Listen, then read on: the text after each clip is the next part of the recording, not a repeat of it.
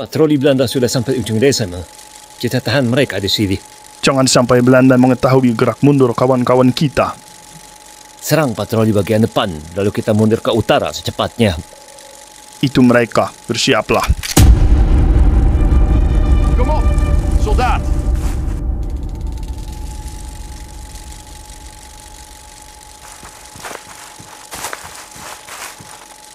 Tembak!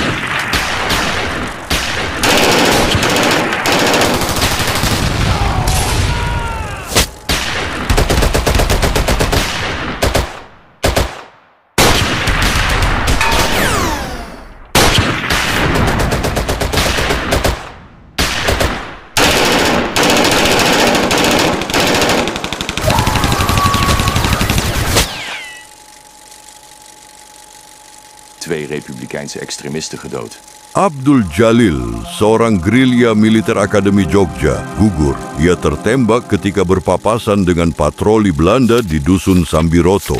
Buku harian Kadet Abdul Jalil jatuh ke tangan Belanda, buku yang sangat penting berisi informasi lokasi markas dan kekuatan gerilya militer Akademi di wilayah Subwerkkreise, Jogja dan sekitarnya. Berbekal informasi dari buku harian itu, pasukan Letnan Kolonel J. Schiers di Kompi ketiga Batalion 1 15 RI Tentara Kerajaan Belanda itu segera menyusun rencana serangan terhadap markas-markas gerilya.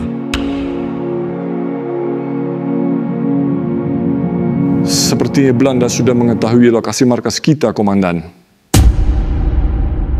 Segera pindah ke markas ke Desa Gatak, jangan sampai terlambat. Pantau dan ganggu gerakan Belanda. Ingat, jangan kembali ke markas-markas yang lama. Pagi itu regu kecil dari Pleton H2 dan Pleton Z bergerak bersama memantau gerakan pasukan Belanda yang sudah sampai di Desa Keringinan. Pasukan Belanda berkekuatan satu kompi itu bergerak melalui 3 sisi. Mereka melakukan pembersihan terhadap basis-basis gerilya militer Akademi. Sasaran pertama adalah markas Pleton di Desa Keringinan. Belanda kesal, mereka membakar markas gerilya yang sudah dikosongkan dan menembak membabi buta. Pleton Sdan dan regu Pleton H2 yang dipimpin Kadet Militer Akademi Sormin pun terkejut. Mereka baru menyadari ternyata jarak antara mereka dengan pasukan Belanda hanya berjarak 400 meter. Di Dukuh Pelataran itu akhirnya pertempuran dadakan pun tidak dapat dihindarkan. Pasukan kecil para kadet terpaksa menghadapi kekuatan kompi Belanda, namun jelas kekuatan mereka tidak seimbang. Akhirnya mereka terjebak di pelataran. Mereka kebingungan antara bertahan atau harus mundur. Para kadet itu dikepung Belanda dari arah depan dan belakang. Tanpa komando, mereka bergerak cerai-berai.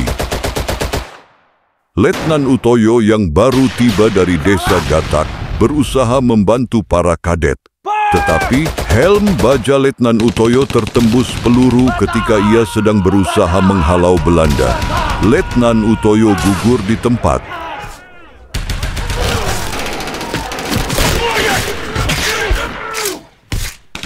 Para kadet tumbang satu demi satu menghadapi kepungan Belanda.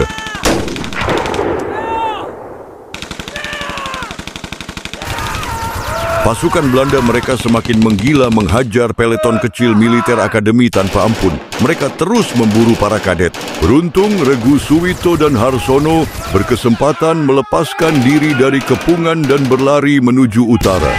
Sementara Regu Hussein terjebak di tengah sawah, tak dapat berlari menyelamatkan diri.